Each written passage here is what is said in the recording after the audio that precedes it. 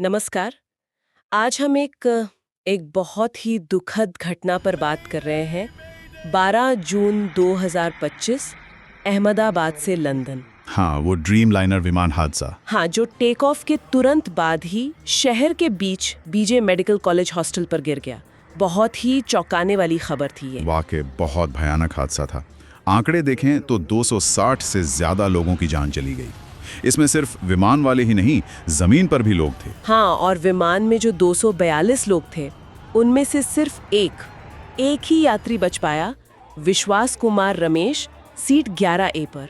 ये तो मतलब किसी चमत्कार जैसा है। बिल्कुल अविश्वसनीय बचाव। तो आज हम कोशिश करेंगे कि जो भी शुरुआती जानकारी है, रिपोर्ट्स हैं, जांच की डिटेल्स हैं, उनके आधार पर इस पूरी घटना को थोड़ा समझें। हाँ, देखते हैं कि अब तक क्या पता चला है, क्या सुराग मिले हैं और जांच किस दिशा में जा रही है। तो ये उड़ान दोपहर में निकली थी, करीब 1:39 पर। हाँ, और कुछ ही मिनटों में, मतलब ज्यादा ऊपर भी नहीं गया था विमान, शायद 650 फीट के आसपास, तभी ये हादसा हो गया। और मौतें 241 विमान में और 19 जमीन पर। काफी बड़ी संख्या है। हाँ, और ये अच्छी बात है कि ज्यादातर मृतकों की पहचान वो डीएनए मैचिंग से हो गई है। 259 में से 258 की पहचान हो चुकी है। परिवारों के लिए दुखद है पर जरूरी भी। सही कहा। अब सबसे बड़ा सवाल यही है कि आखिर हुआ क्या। जांच में शुरू में क्या कहा गया था? मैंने पढ़ा था कि बर्ड हिट या ओवरलोडिंग, वो सब नहीं लग रहा था। हाँ, वो शुरुआती थ्योरीज तो करीब करीब खारिज हो गई हैं। डीजीसीए ने भी शुरू में कहा कि पायलट एरर की संभावना कम है, पर एक चीज जो सामने आई है वो काफी अहम है। क्या? विमान का जो रैम एयर टरबाइन है, आरएटी, वो एक्टिवेट हो गया था। आरएटी वो क्या होता है? ये एक छोटा सा टरबाइन होता है इमरजेंसी के लिए। अगर विमान के मेन इंजन फेल हो जाएं या पूरा पावर सिस्टम बंद हो जाए, तब ये आरएटी हवा के दबाव से घूमकर थोड़ी बिजली बनाता है ताकि कुछ जरूरी सिस्टम चलते रहें। अच्छा, तो इसका चालू होना ये इशारा करता है कि विमान में कोई बहुत बड़ी गंभीर पावर या इंजन रिलेटेड प्रॉब्लम आई थी। ये अपने आप में बहुत सीरियस इंडिकेशन है। ओह, ये तो वाकई गंभीर बात है।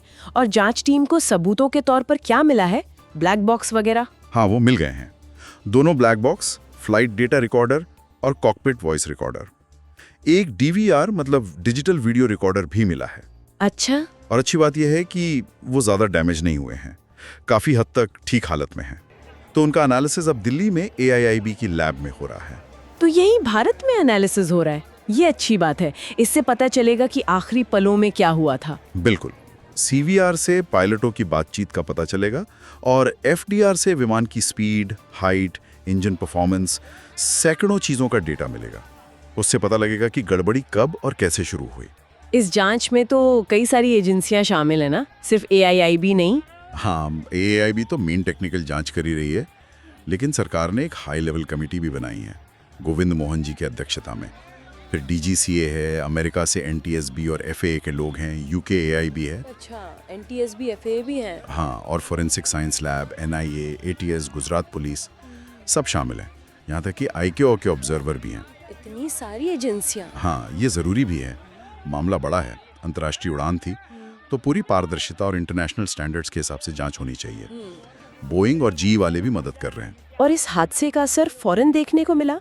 DGCA ने सारे बोइंग 787 की जांच के आदेश दे दिए भारत में। हाँ, कुल 34 हैं शायद, उनमें से 8 की तो शुरू में ही जांच पूरी हो गई थी। ये स्टैंडर्ड सेफ्टी प्रोटोकॉल है। एयर इंडिया ने भी कुछ इंटरनेशनल फ्लाइट्स कैंसिल की, और वो फ्लाइट नंबर AI172 उसे भी रिटायर कर दिया। हाँ, ऐसा अक्सर होता है ऐसी दुखद घटनाओं के बाद। कॉर्पोरेट तरफ से भी रिएक्शन आया है। टाटा समूह ने मुआवजे और हॉस्टल को दोबारा बनाने में मदद की बात कही है। हाँ, वो एक अच्छी पहल है। और अंतर्राष्ट्रीय स्तर पर भी काफी प्रतिक्रियाएं आई। UK, Canada, European union, America. हाँ, मैंने भी देखा। रूस, जापान, पड़ोसी देशों, सबने शोक जताया। ये दिखाता है कि एविएशन कम्युनिटी कितनी जुड़ी हुई है। ऐसी त्रासदियों में सब साथ आते हैं। स्थानीय स्तर पर भी बहुत असर पड़ा। प्रधानमंत्री खुद गए थे घटनास्थल पर, स्कूल कॉलेज बंद करने पड़े, मेंटल हेल्थ सपोर्ट भी शुरू किया गया। हाँ, वो जरूरी था। अब आगे की बात करें तो सबकी नजरें ब्लैक बॉक्स डेटा पर हैं। हाँ, उसी से पता चलेगा कि असल में हुआ क्या। उम्मीद है उससे घटनाओं का पूरा सीक्वेंस साफ हो जाएगा।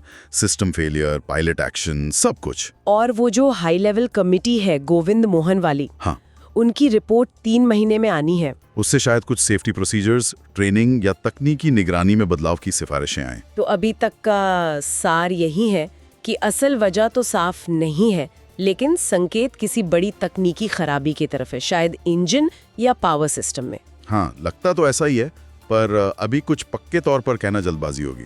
जांच चल रही है पूरी गहराई से। सही कहा, इसमें वक्त लगेगा। बिल्कुल। मैं एक बात जरूर कहना चाहता हूं कि ये एक्सीडेंट है, एक्सीडेंट को कोई रोक नहीं सकता, परंतु 365 दिन। आज की बातचीत को यहीं विराम देते हैं, लेकिन श्रोताओं के लिए एक सवाल छोड़ जाते हैं।